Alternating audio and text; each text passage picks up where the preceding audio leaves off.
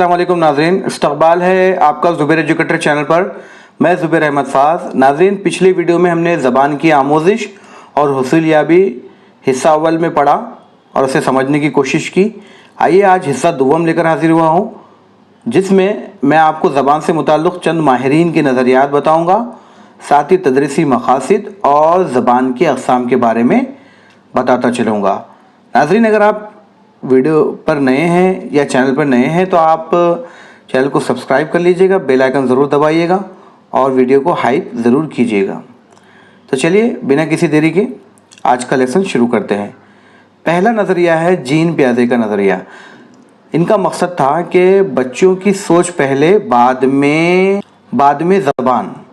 अब उसके देखिए, उनका ये कहना था कि फ़िक्र यानी थॉट ज़बान का तयन करती है।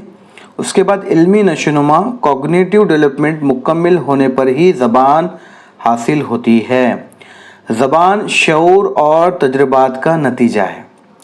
नाज़रीन, मैं आपको यहाँ बता दूँ, जीन पियाजे का मानना ऐसा था कि बच्चों की सोच पहले डेवलप होती है, उसके बाद ज़बान बाद में।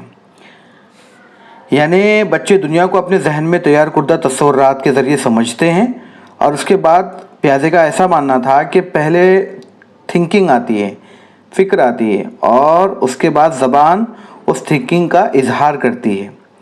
जब बच्चे किसी चीज़ को ज़हनी तौर पर समझ लेते हैं तभी वो इसके लिए अल्फाज इस्तेमाल करते हैं अपने ज़बान के ज़रिए से। और ख़ास बात यह है नाज़रीन कि ख़ुद कलामी भी करते हैं बच्चे। वो बच्चे ख़ुद कलामी को इसकी सोच की अक्कासी समझते हैं जो वक्त के साथ समाजी कलामी में बदल जाता है।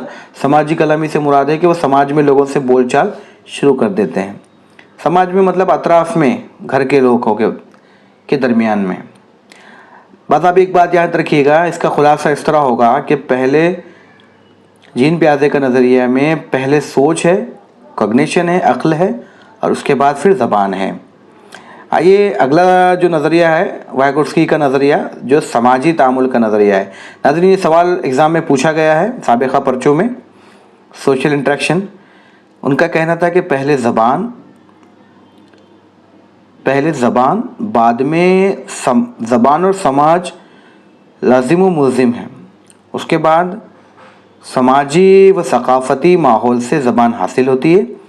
उसके बाद उन्होंने जोन ऑफ प्रोमेक्सल डेवलपमेंट में ज़बान तेज़ी से सीखी जाती है।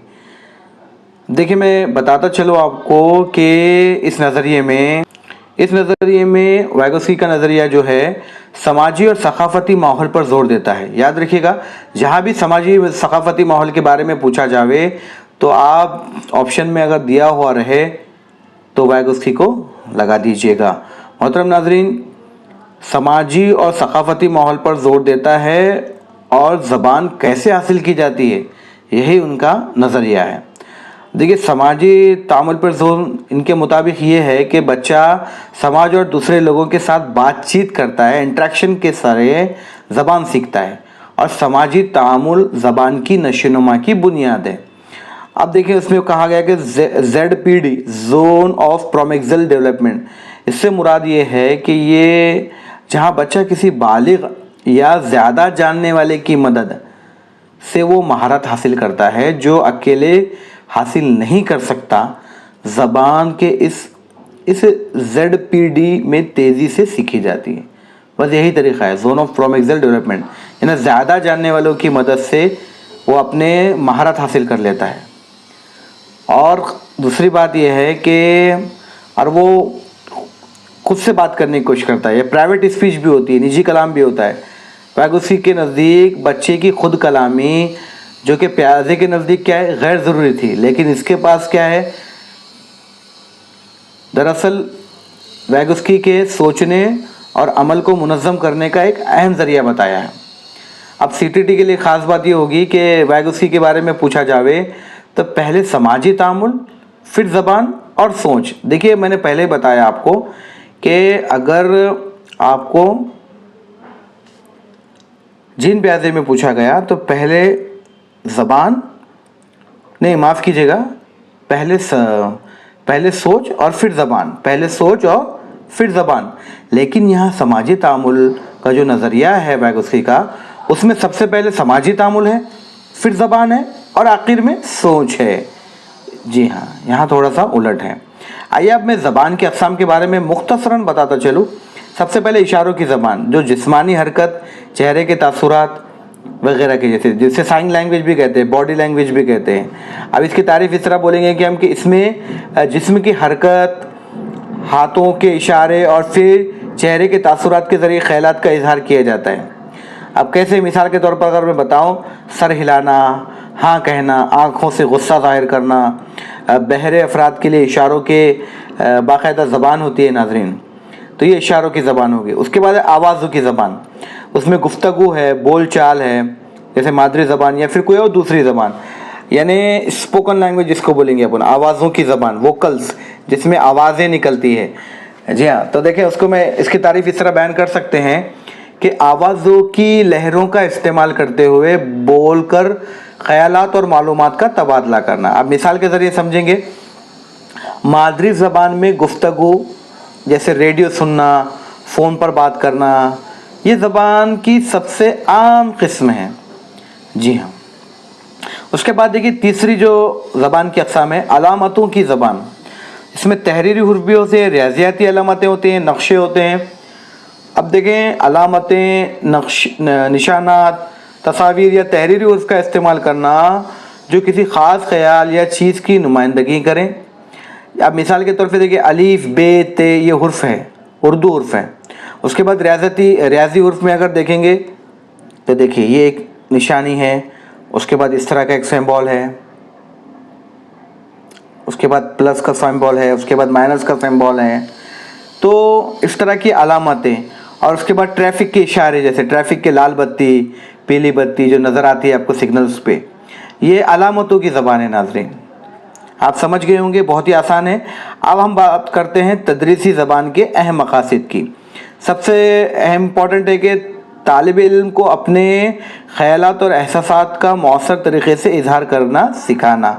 अब देखिए इसमें कंपैरिजन देखेंगे, बच्चों का कंपैरिजन कैसे है, तालिब इल्म को सुनकर और पढ़कर उसका मतलब समझने के काबिल बनाना, ये भी बहुत इंपॉर्टेंट होगा। और दूसरी बात ये होगी कि इजहार की सलाहियत होना, एक्सप्रेशन की सलाहियत होना, अपने इल्म और अपने ख़यालात और एहसासात को मौसर तरीक़े से इजहार करना, यानी तालिब इल्मों को बोलकर और लिखकर अपने ख़यालात को वाज़े और मौसर तरीक़े से बयान करने के काबिल बनाना, स्पीकिंग एंड राइटिंग स्किल जिसको कहेंगे। उसके बाद है देखिए फ़हम, सुनी और पढ़ी हुई बातों को समझने की सलाहियत पैदा करना है। जी हाँ, सुनी और पढ़ी हुई, और साथ ही साथ इसमें चारों स्किल्स जिसको बोलेंगे LSRW, ज़बान की चारों बुनियादी जो महारतें हैं, सुनना, बोलना, पढ़ना, लिखना को एक कुदरती तरतीब और हम आहंगी के साथ फ़रोग़ देना, यानी समझने की सलाहियत पैदा करना। उसके बाद आप देखें तनक़ीदी सोच, ज़बान के ज़रिए तज्ज़िया और तनक़ीद की सलाहियत को फ़रोग़ देना। अब तनक़ीदी सोच और तख़य्युल जो है, बच्चों को ज़बान के इस्तेमाल के ज़रिए सोचने, तज्ज़िया करने और नई चीज़ें जो तख्लीक करना, इमेजिनेशन करने की तरग़ीब देता है। और साथ ही सक़ाफ़ती और समाजी ख़दरे ज़बान के ज़रिए बच्चों को अपने सक़ाफ़त, अदब और समाजी आदाब से जोड़ा रखता है नाज़रीन।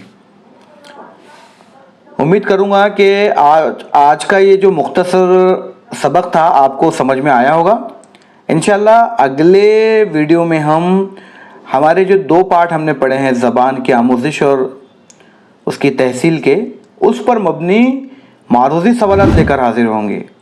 तो तब तक अपना ख्याल रखिएगा। चैनल पे नए हैं तो चैनल को सब्सक्राइब कर दीजिएगा और बेल आइकन ज़रूर दबाइएगा ताकि आने वाली नोटिफिकेशन से आप महरूम ना रह सके। तो चलिए मिलते हैं अगली वीडियो में। अल्लाह हाफिज़।